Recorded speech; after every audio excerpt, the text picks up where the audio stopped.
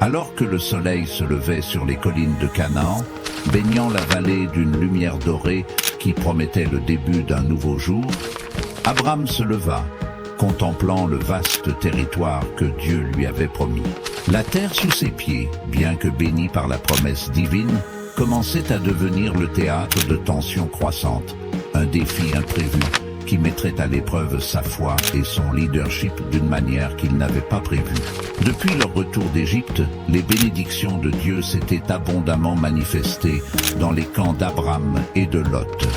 Des troupeaux de moutons et de chèvres, des troupeaux de chameaux et de bœufs, et des tentes remplies de familles et de serviteurs répartis à travers le pays.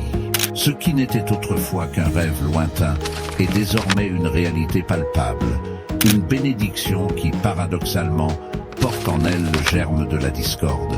Les bergers d'Abram, hommes de foi qui suivaient leur chef avec dévotion, commencèrent à se heurter aux bergers de Lot. Le pays qui semblait infini était désormais marqué par des disputes au sujet des puits d'eau et des pâturages, essentiels à la survie des troupeaux. Ces conflits, initialement isolés, devinrent en fréquence et en intensité, reflétant la pression de la prospérité sur les limites du territoire. Abram, observant les tensions croissantes, sentit le poids de sa responsabilité. En tant que patriarche, son leadership ne se limitait pas à la direction spirituelle. C'était aussi à lui de garantir la paix et le bien-être de son peuple. Dans son cœur, il savait que la promesse de Dieu ne concernait pas seulement la terre et la progéniture, mais aussi la vie en harmonie avec les principes divins de justice et de miséricorde. La décision d'Abram d'approcher Lot n'est pas venue d'un point de faiblesse, mais d'une profonde sagesse et compréhension de la nature humaine. Il voyait en Lot non seulement un parent, mais aussi un frère de voyage, dont les rêves et les espoirs se mêlaient aux siens. Abram a compris que la véritable force de sa communauté résidait dans l'unité et dans la capacité de prendre des décisions difficiles avec courage et foi.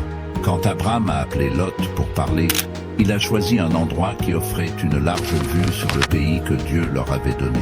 Là, face à l'immensité qui s'étendait à perte de vue, Abram proposa une solution radicale mais nécessaire, la séparation pacifique de leur camp. Il a offert à Lot le premier choix de terre, un geste de générosité et de confiance qui reflétait la nature même de Dieu. L'eau, confrontée à la décision, regarda vers la vallée du Jourdain.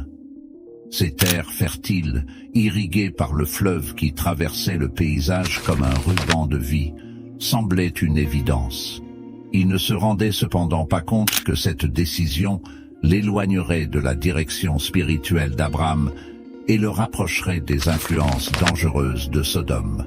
Abram, après le choix de Lot, tourna son regard vers le ciel, cherchant la direction de Dieu. Il savait que la véritable prospérité ne venait pas de la terre, mais de la promesse divine. Se séparer de Lot, bien que douloureux, était une étape nécessaire dans le voyage que Dieu lui avait tracé. Alors que les premiers rayons du soleil du matin commençaient à dissiper la fraîcheur de la nuit dans le désert de Canaan, Abram convoqua Lot à une réunion qui déterminerait le cours de leur vie. La tension entre les bergers avait atteint un point critique, et Abram, dans sa sagesse et son expérience, reconnut le danger imminent de laisser cette tension se transformer en quelque chose qui pourrait menacer l'unité de ses tribus. Abram et Lot se trouvèrent dans un endroit élevé d'où ils pouvaient voir les vastes étendues de terre qui s'étendaient devant eux. Le vent doux emportait avec lui les bruits lointains de leur famille et de leurs troupeaux, rappel constant de ce qui était en jeu. Abram, regardant Lot avec un visage mêlant sérieux et profonde affection fraternelle, commença la conversation avec des mots qui résonneraient à travers les âges. Abram dit à Lot: « Qu'il n'y ait pas de dispute entre moi et toi, ni entre mes bergers et tes bergers, car nous sommes frères. Le pays tout entier n'est-il pas devant toi? Je te prie, sépare-toi de moi. Si tu choisis de quitter, j'irai à droite. Si vous choisissez la droite, j'irai à gauche. » Cette proposition, marquée par une générosité inhabituelle et une abdication volontaire du droit de choisir, était une véritable démonstration du caractère d'Abraham. Il était prêt à faire confiance à la providence divine, croyant que peu importe la superficie de terre qu'il lui restait, Dieu tiendrait sa promesse de faire de ses descendants une grande nation.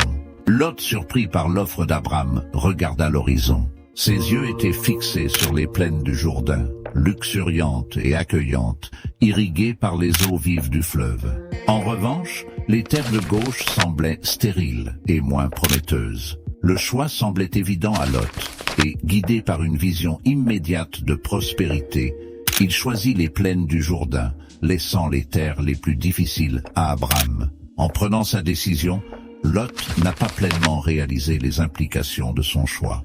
Alors qu'il se préparait à se déplacer vers l'est, plus près de Sodome, la nature de sa décision et les conséquences futures pour lui et sa famille restaient floues.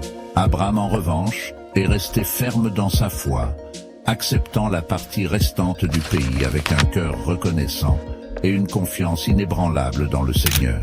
Après le départ de Lot, Abraham leva les yeux et contempla le pays qui s'étendait désormais devant lui. Dans un acte de foi et d'obéissance, il a parcouru la terre, touchant le sol de ses propres mains, réaffirmant son engagement envers Dieu et la promesse divine de bénédiction sur ses descendants. Dieu, voyant la foi et l'obéissance d'Abraham, lui parla de nouveau, réaffirmant la promesse de donner non seulement la terre que ses pieds avaient touchée, mais aussi de multiplier sa descendance comme les étoiles dans le ciel. Abraham, en réponse, construisit encore un autre autel au Seigneur, solidifiant son alliance avec Dieu et marquant le début d'un nouveau chapitre dans l'histoire de la foi. Alors qu'Abraham et Lot se séparaient, une nouvelle page de leur histoire familiale s'écrivait sous le ciel de Canaan. Lot, confronté à l'offre généreuse d'Abraham, observa les terres qui s'étendaient devant lui. L'immensité de l'horizon apportait la promesse de prospérité, mais aussi le poids d'une décision qui allait définir son destin. Lot, ému par la vision des plaines verdoyantes du Jourdain, irriguées et fertiles, contrastant avec l'aridité des terres environnantes, y voit une opportunité de prospérer. La beauté de la région, avec son accès à l'eau et aux terres fertiles, promettait une vie facile et abondante. Pour Lot, le choix semblait clair. Mais il ne savait pas que la proximité de Sodome le mettrait sur un chemin rempli de défis moraux et spirituels. Lot, choisissant les plaines du Jourdain, tourna le dos à la vie nomade qu'il partageait avec Abraham, cherchant à s'installer dans une région offrant une sécurité économique. Cette décision ne tenait cependant pas compte des valeurs et des principes qu'Abraham avait tenté d'inculquer à sa famille. Le terrain choisi par Lot se trouvait près de Sodome, une ville connue pour sa décadence morale et spirituelle. Le choix de Lot reflétait une priorité accordée au bien-être matériel plutôt qu'aux considérations spirituelles, une décision qui finirait par le mettre en danger. Pendant que Lot se dirigeait vers l'est, Abraham restait dans le pays que Dieu avait promis. La séparation des chemins de Lot et d'Abraham symbolisait non seulement une division physique, mais aussi un contraste entre deux modes de vie, l'un guidé par la vision immédiate et les désirs terrestres, et l'autre dirigé par la foi dans les promesses divines et les principes éternels. Abraham, après le départ de Lot, regarda vers l'avenir avec une compréhension renouvelée de sa mission et de la promesse de Dieu.